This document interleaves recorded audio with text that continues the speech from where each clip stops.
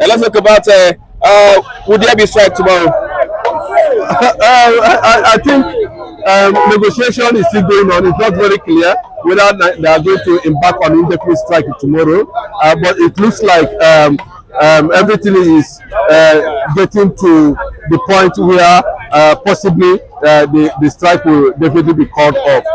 Because in the broadcast Tinubu made, we came to understand that the president himself intervened with an award, a wage award, so to award, wage award. That's what they call it. It's a kind of palliative. Maybe it will run between 1 year and 6 months, so to say. It's a palliative just to cushion the effect, of hardship when Nigerians are going to, especially public servants. And you believe that is effective? For me, it is not. It's just what we are saying. It's just a cosmetic in nature. I don't see any sustainability in that regard. They should dig deep and find, a lasting solution, to this present situation. MSA has always now and then strike. At the end of the day, they end up in a negotiation table, and the suffering continue. The bad policies continue, bad governance continue. Nigeria continue suffering. At the end of the day, they say they are negotiating. They sat down on the table. We don't see the effect, the positive effect of this negotiation over the years, and it's not a good thing. They should sit down and know how to, discuss the policies, advocate policies that can, put Nigeria on economic stability. Okay, if they don't go on this strike, if they don't carry out this strike, I think many Nigerians will lose hope in the NLC, because they were anticipating that this strike will be something that is a no going back. Yes, like just like what I said before. NLC, no, NLC. They are beginning to lose, some level of, credibility. Beginning. Yes, like I know how many since this year. I know how many times they have called for strike. At the end of the day, they end up in the negotiation, and the negotiation, we are not seeing the direct positive effect on Nigerians and the economy. So I don't know what the, it's becoming, suspicious what actually NLC want to always achieve by calling off and calling for indefinite strike. It's like you're raising the hopes of Nigerians. At the end of the day, there's nothing you do about it. At the end of the day, we are in square one. And Nigerians are anticipating for this strike. If it doesn't happen, I think they are totally, probably 80% Nigerians will lose hope on the NLC. The federal government already know how to panabit them to their own wish. You understand? They are not, the federal government are not keen in how to handle NLC. They know how best to handle NLC. Just simply they came up with what they call wage award, and you can see now that there is this change of tone, from the NLC, whether they are going to embark on strike or not. See, it goes down to show that, actually, the federal government know how to handle NLC, and NLC does not know how to handle federal government. Let's talk about the independence anniversary, 63rd independence of the country. So far, what has Nigeria gained? Nigeria has gained bad government. Nigeria has gained bad leadership. Nigeria has gained bad judiciary. Nigeria has gained everything on the negative side. Nigeria has never been able to define its direction on how to develop this country. The leadership of this country are professional leaders. The leadership of this country for years now, especially when we came to what they call the era of democracy, we have continued to witness successive governments coming with one thing or the other, and at the end of the day, we end up in the same square one. Tinubu came, Buhari came, Jonathan, name all of them. They came, and at the end of the day, we would not make any headway. That is just the truth. So at 63, Nigeria is not even crawling. Nigeria is just stagnant, and it's a pity. Nigerians are beginning to lose hope in the project called Nigeria. But the government has assured renewed hope for Nigeria. There's no government that would have given Nigerians hope like Buhari did. Buhari gave Nigerians the kind of hope that you just need to go home and sleep and everything will be fine. For 8 years, this government came up again with hope, endurance, all will be well. All these things, it just means they don't have anything to offer.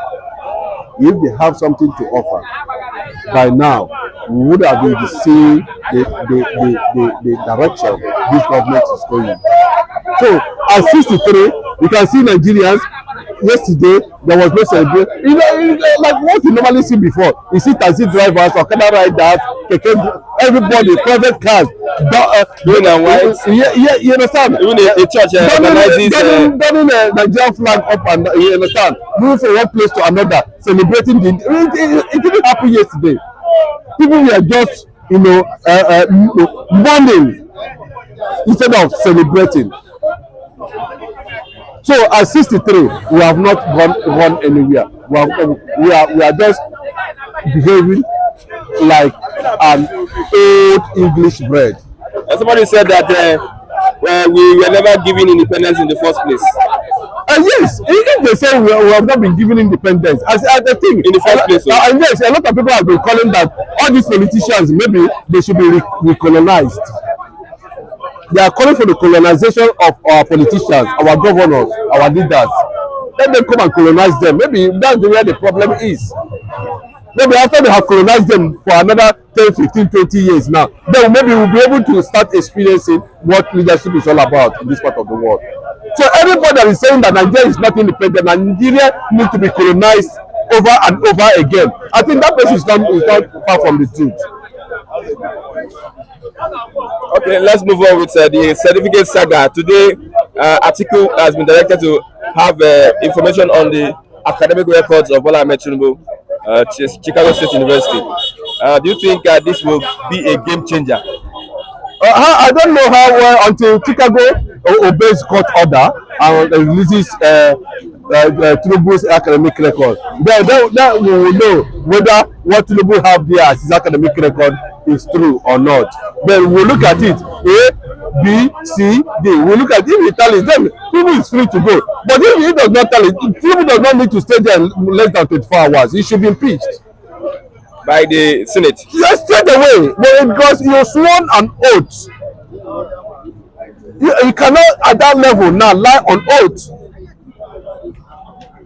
It's perjury. It's criminality. So they quickly impeach Tinubu, based on. But bro, it's not about sentiment. It's about the image of this country. It's about the integrity of the presidency. It's about the image of the number one citizen of a country being allowed to have forged its results. And if this thing comes out and there's an evidence, so to say, in this regard, that Tinubu actually forged that result, or there are discrepancies which Tinubu cannot defend, there's no need. He refers to resign. Ababio should mobilize the senators and let him be impeached straight away. Or there will be mass protests starting from tomorrow. I'm telling you on good note. If Tinubu's academic record does not tally with what Tinubu submitted at the INEC, and refers to resign, and the National Assembly is dragging from impeaching him, then they are going to experience what they call fury, a form of protest. The Nigerians will climb the National Assembly. Nigerians will climb into Aswap and make sure that, and by the time they see the anger of Nigerians, the Senate will sit up and impeach him. Are we not going to consider the judiciary? No, this is not a matter of judiciary. When you lie on oath, you have already committed criminality. Let the court interpret it. The court is Officially. the court does not need to interpret that. We don't need court to interpret that. Why would court be interpreting something that is very clear? That this person sworn on oath, he relied on oath. Why would court be interpreting? They don't need of court. They need to confirm it. But you know, the confirmation is that let Chicago release their own academic record. Then we'll look at what Tinubu has with INEC. If you tell it, yeah, good. If you don't tell it, either he resign or he'll be impeached, or there will be massive protest against him. And that protest is going to lead to his impeachment. There's no two ways about it. As I'm talking to you this morning, there is an underground current, there's an underground mobilization going on in all the 36 states of the federation. In case what Chicago is going to bring release does not tally with what Tinubu presented to INEC, and at that note we'll keep our fingers crossed until Chicago do the needful. When the Chicago do the needful, we'll now look at what Chicago have and look at what Tinubu have. Then we will know what to do. Some people are saying that the presidential candidate of the PDP, Alhaji Atiku Abubakar, may want to engage Tinubu, breaking a truce or having. If he has that information. No, this is not a matter of Emma Binu. There's no Emma Binu in this type of case. I'm telling you, Emma Binu in this type of matter is completely ruled out. This is about Nigeria. This is about the image of Nigeria. This is purely a Nigerian thing. I don't know, because somebody who is an ordinary citizen that have gone through that have committed such a thing, they will see them. All the judges all over the world, they will sit down and look at the judge, a Nigerian judge, at the appeal, saying that they are knocking out judgment, P2B's petition based on technicality, a presidential matter like that. It's uncalled for. So Atiku is in the right course. Atiku should not accept anything that has to do with Mabinu in this matter. No Mabinu, no shady negotiation, no deals in that matter. And I don't think Atiku is going to fall for that trap, because I know that APC members have already started pushing that Atiku should suspend her, make them come home and reconcile, negotiate. But I don't think it's going to happen, because once Chicago releases Tinubu's academic record, it's going to circulate all over the world. So it will be a public something. So for Atiku to say I have interest, let us negotiate, I don't think Atiku want to buy into that. What we want is justice. Let us unveil Tinubu once and for all. Okay. Thank you very much, Honorable, for your contribution this morning. Thank you.